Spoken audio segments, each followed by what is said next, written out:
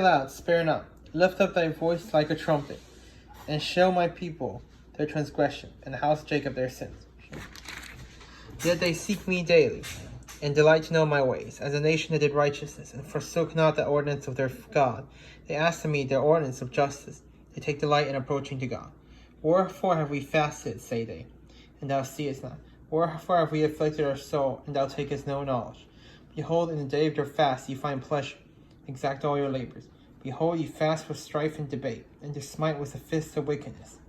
Ye shall not fast as ye do this day, to make your voice to be heard on high.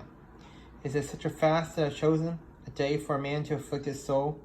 Is it to bow down his head as a bulrush, and to spread sackcloth and ashes under him? Wilt thou call this a fast, an acceptable day to the Lord? Is not this the fast that I have chosen, to loose the bands of wickedness, to undo the heavy burdens, and to let the oppressed go free, and that ye break every yoke? Is it not to deal thy bread to the hungry, that thou bring the poor that are cast out to thy house? When thou seest the naked, that thou cover him, and that thou hide not thyself from thy own flesh? Then shall thy light break forth as the morning, and thy house shall spring forth speedily, and thy righteousness shall go before thee. The glory of the Lord shall be thy reward. Then shalt thou call, and the Lord shall answer.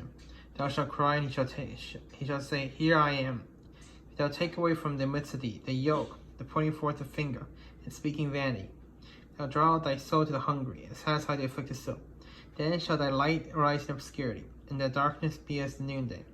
And the Lord shall guide thee continually, and satisfy thy soul in drought, and make fat thy bones. And thou shalt be like a water garden, and like a spring water, whose waters shall fail not.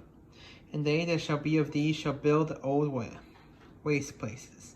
Thou shalt raise up the foundation of many generations, and thou shalt be called the repairer of the breach, the restorer of path to dwell in. If thou turn away thy foot from the Sabbath, from doing thy pleasure on my holy day, and call the Sabbath a delight, the holy look, honorable, and shall honor him, not doing thy own ways, nor finding thy own pleasure, nor speaking thy own words, then shalt thou delight thyself in the Lord, and it will cause thee to ride upon the high places of the earth, and feed thee with the heritage of Jacob thy father. For the mouth of the Lord has spoken it.